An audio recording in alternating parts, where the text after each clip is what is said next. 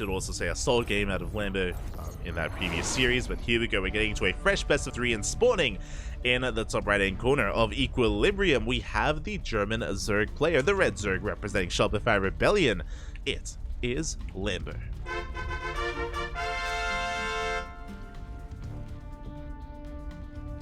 And spawning in the top left-hand corner, we have his opponent. We have the American Protoss, the blue Protoss player representing Macherino Esports. It is Astrea.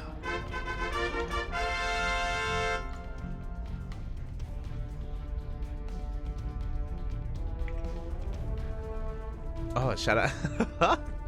Shout out to Rampage in YouTube chat. Watching from the UK on my week off. I wake up, put your SC2 streams on the TV while I watch and have some coffee, or with some coffee.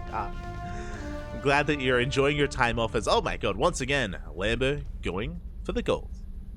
But I hope you're enjoying your time off. Hope you're enjoying yourself. Oh, as... and this is what I'm talking about. See, Astrea, he's not afraid to just ape it up and get dirty in the mud here alongside the Zerg players. Now, earlier today, we did cast Game 1 between Lambo and PvZ Drogo. And Lambo likewise did go for Hatch first, taking the gold base against Drogo. And Drogo was unable to punish Lambo, and Lambo got out of control.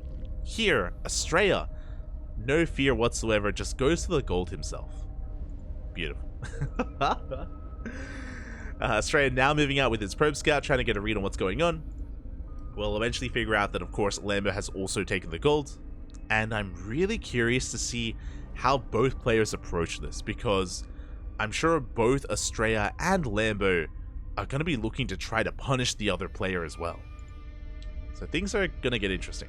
Meanwhile, the probe does confirm the lack of natural base, and now we check the gold, and immediately Astrea does get eyes on the would-be natural of Lambo. He's aware. Meanwhile, Lambo is still piecing it together.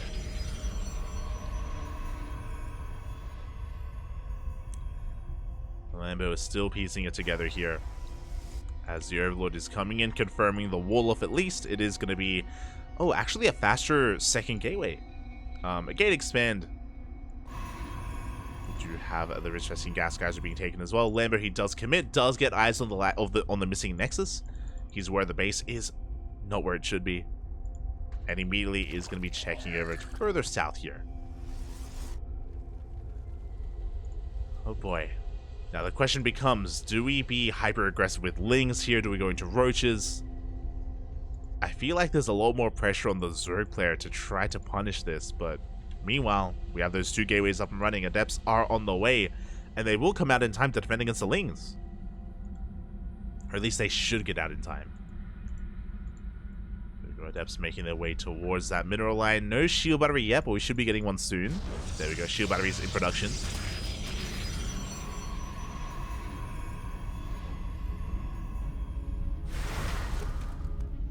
Shout out to Pecoeta. Pecoeta. ¿Qué tal? ¿Cómo estás? Welcome in the chat as well.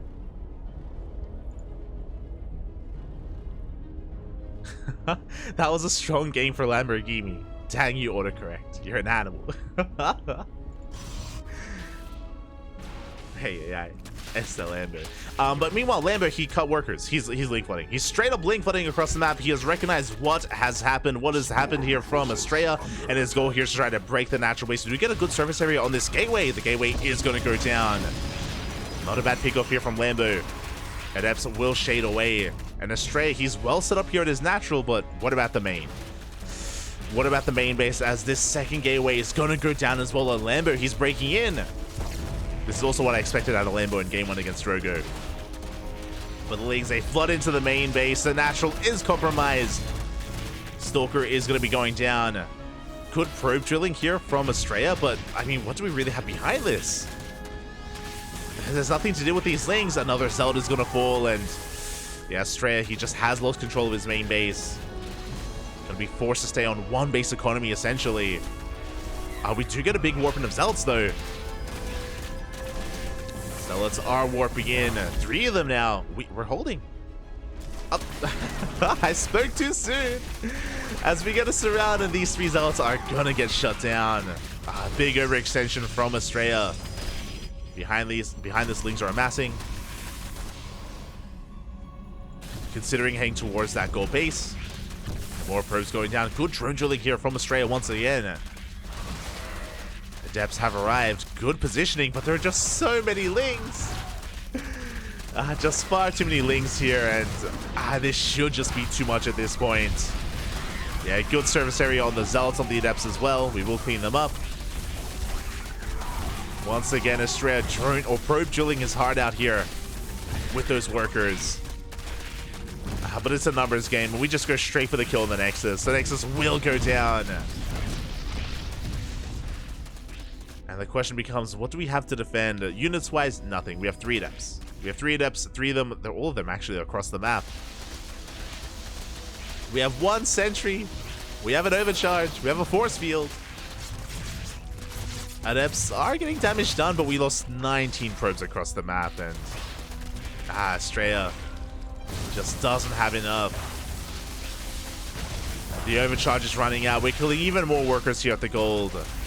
26 probes. GG gets called, and Lambo will take game number 1. Whew. GG.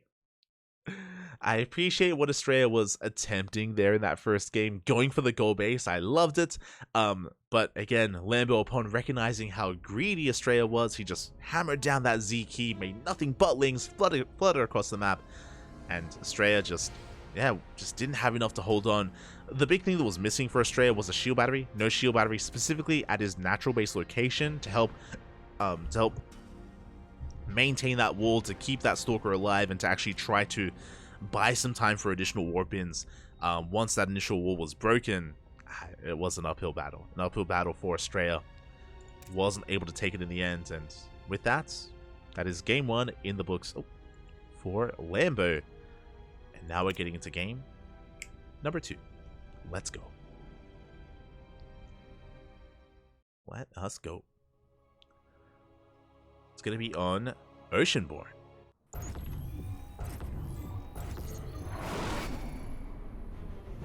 And spawning in the top left-hand corner of Oceanborn, we have the American Protoss player representing Matcherino Esports down in the series, but not out. It is Astrea.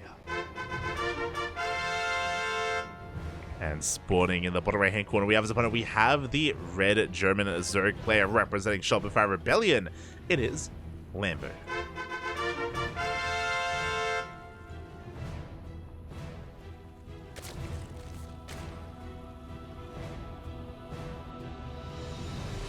We go. This time, we're loading into a very different map. There's no goal-based attempt to either player. I did appreciate what both players went for in that first game, rushing into that gold. But alas, here on Oceanborn, some more standard bases here. Now, speaking about Oceanborn very quickly, the rush distance by ground is quite short, and we have seen a lot of roach-based all-ins from Zerg players here on this map in ZVP, so that is going to be on the table, and it's going to be on Astrea. Just make sure he keeps an eye on the droning and the production of Lambo, just to make sure he can respond to that. Meanwhile, oh my god, we're being so annoying. We do delay the gases for a couple of seconds. Astrea being a bit of a nuisance here and being as annoying as possible with that probe. Just forcing some inefficient mining here in the main as well, as Lambo is going for a hatch gas pool opener. Forced to take the unnatural natural. Now, because of the base layout here from Lambo, Astrea could be tempted to go for a Twilight Council opener. Something like Glaive Adepts can be effective on a map like this. DT openers are also on the table, but we'll see. We'll see where the positioning of that second pylon is going to be, and whether Astrea commits to the Twilight Council or goes for a Stargate instead. Pylon has been thrown down. Astrea still being very active with that probe. Finally mines those minerals and is going to get the hell out of there.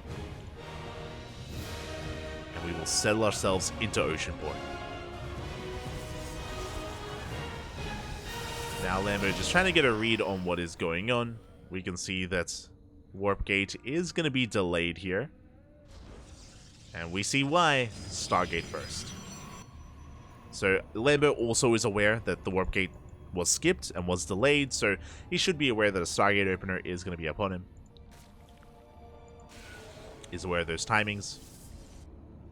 And with this, we can go into an Oracle opener, into a third base. We could try to spice things up with a Void Ray first instead. Void Ray openers have been very trendy as of late, especially amongst the Korean Protoss players. I'm curious if Astrea is willing to embrace that as well. Yeah, he did spend a lot of time in Korea this year, especially.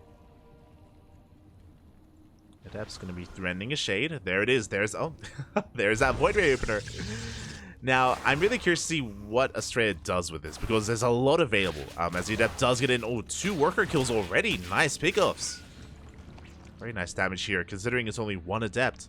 Now, when it comes to a Void Ray opener, we can go into either Sky Toss, we can go into a second Stargate, into a Fleet Beacon, into Carrier Production. We could go into Glaive Adepts as a follow-up as well. This could just lead into a standard 3rd base timing, into a Forge and +1 and Blink. There are options available, and I'm really curious to see where Astrea does take us with this. Again, the purpose of this Void Ray is to keep Lambo in the dark when it comes to the follow-up tech. The 3rd base is being taken as it should be, but it's what comes next, which is really the most interesting thing. And what I'm sure Lambo is curious about as well. Void Ray is going to be pushing, looking for additional Overlords. We already got 1, we're looking for a 2nd, even a 3rd. Queens are getting in position, and we're still waiting for that tech. Astrea not quite finding too much damage, forcing a Spore and an Evo Chamber. And there it is. Let's go. We spoke about it. This is an option here, an opportunity for Astrea. He's rushing into Sky Toss. That is the 2nd Stargate. Now, this can be either a Tempest Rush or a Carrier Rush. They both have their places. I'm imagining Tempest, but we'll see which Astrea is a little bit more fond of, as the Void Ray is going to be forced back. Now, this was popularized a couple of months ago by Classic. Classic used this to great effect in GSL, in the most recent season of GSL. Ever since then, like, it's just been very trendy to rush into Tempest or Carriers over the past couple of months, ever since, I think it was in November, sorry, even October if I'm not mistaken. But at the same time, we'll see how Lambo approaches this. Lambo, he's just droning. We do have Overlord speed on the way. I believe this is for a scout. I believe Lambo, I mean, he's in the dark. He has no idea what's going on. He needs Overlord speed here for his Overseer to get into the main base to get a read on what exactly Astrea is up to. And there it is. It is not going to be Tempest. It's going to be Carriers. Carriers are amassing. Oh, no, my apologies. We're going for an all-in. I assumed that it was going to be for a scout, but no, Lambo, he doesn't care. He's going straight for a German taxi, which makes sense. I mean, this is HomeStory Cup. We are in Germany, and there we go. Roaches are amassing. We do have the Overlords being sent across the map. The Queens as well, and Astrea is vulnerable right now. He has nothing to defend. He still has his Carriers in production, and this may just kill him before he can really get going. Astrea is going for a Gateway Explosion. Twilight Council, Blink +1 going to be on the way eventually, but Lambo, he is here now, and Astrea, what does he have to defend? He's got 3 Adepts, 1 Stalker, 1 Void Ray, 1 Carrier. Astrea, he's going to get caught with his pants down. He has nothing prepared for this. Did not see this coming ahead of time. We have the Overcharge, but eventually that's going to be running out. Is doing a lot though, keeping this 1 Stalker alive. Oh my god. The Stalker refuses to die. So many Lings going to be going down. Can we hold? One of the Queens going to be falling. We do miss a Transfuse. But it looks like the Natural is going to be broken. The Overcharge runs out. Every single probe is going to be falling as well. And we have broken that 3rd base. God, at the same time, Lings, they got into the main. Lings, they dropped into the main base as well. Sure, Carriers are arriving, but again, this 3rd base is going to be going down. The gateways, everything at the 3rd. Could we even break into the Natural? We're going for it. Lambo, he thought about it for a moment. They're going to keep his Lings on that Nexus. Miles forcing back those Stalkers. Good juggling here with the Queens. Keeping each other alive. Void Ray goes down. Cybercore going to be going down next. Another Carrier does make it out. Behind this, we have a Spire on the way. And again, Astrea, he just needed a little bit more time to get things going. Unfortunately, he did not see the all-in coming his way. He didn't see the Roaches, the Ravagers, the lack of saturation. Astrea just being a little bit greedy. Rushing into his own tech, and he was punished for it. And behind this, Lambo, he's on 75 workers, building up his queens. Spire is just about to finish, and as soon as we get rid of this supply block, we can, of course, invest and get a wave of corruptors. How many queens do we have? 7 queens, alongside these spore crawlers. Yeah, there's just no way for Astrea to really break this third base. We could try to rotate around towards the natural. The spores are not in position, but we have 7 corruptors on the way. Yeah, Astrea, he's just completely all in at this point. He's trying to take a third base behind this. He's trying to recover, but the damage was done.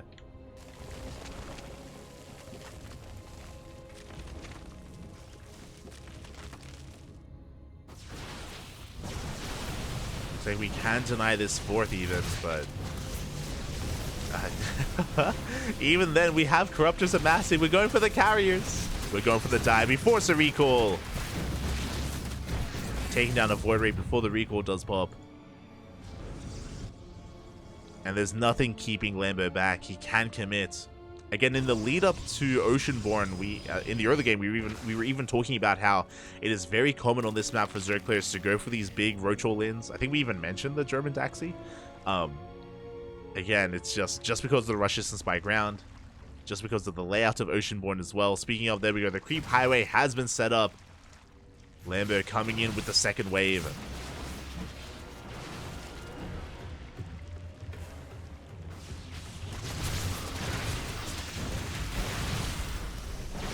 Stalkers are being forced back. We have amassed 4 carriers. That's an impressive amount, don't get me wrong. But what's more impressive is what Lambo has, as Lambo has almost maxed out.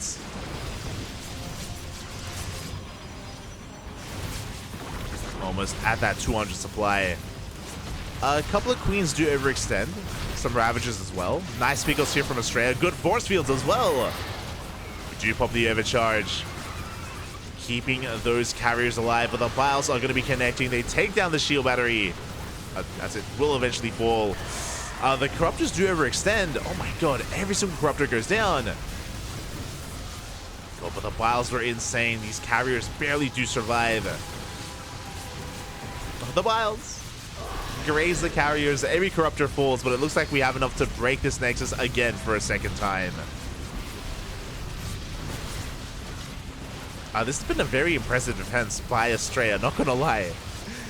He's cleaning up the Ravagers. He's keeping the Nexus alive. Corruptors are filing on in, but is it gonna be enough? We take down one of the carriers, and we barely will take down another. Oof. Oh my god. Again, Astrea holding on with everything he has, everything he can. Again, very impressed that Astrea was able to trade as efficiently as he did, but we're down to 1 carrier left, 1 carrier remaining. And we have lost 28 probes, the third base once again. Astrea just squeezing out as much efficiency as he can out of these carriers. Good target firing on the corruptors, keeping that carrier alive. But at this point, it's a numbers game, and Astrea is stuck with 2 bases, barely a 2-base economy. And Lambo is going to be able to break in. Again, good blinks here, good dodges on those Ravager piles, but the final carrier goes down. GG gets called, and Lambo will take the series 2-0, taking down Astrea. GG.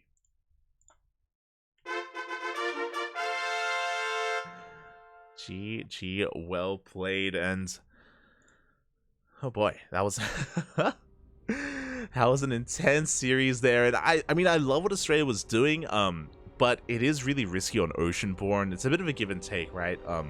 Where Oceanborn, unfortunately, does have that short rush distance by ground, and Lambo didn't even see what was happening. He didn't even see this guy. He didn't really know what his opponent was up to, but wanted to be assertive and aggressive anyway, and yeah, was able to commit to his own all-in, his own queen walk across the map, or German taxi, I should say, with those dropper lords. And yeah, Lambo was able to break Astrea before it could really get going. Astrea, once we get up to 4, up to 6 carriers, then Protoss could be terrifying, but wasn't able to get there in the end.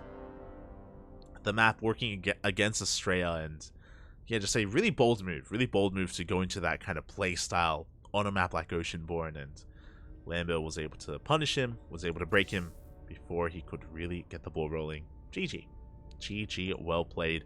Lambo will take the 2-0 here, looking quite strong in these early rounds in Group B. But now, we're going to be taking a bit of a break here from Zerg play. You know, Lambo, he's been looking strong against both Drogo and Astrea, but we're going to be featuring another player in this group. Up next is going to be Drogo versus Shutdown in a PvP. Let's go.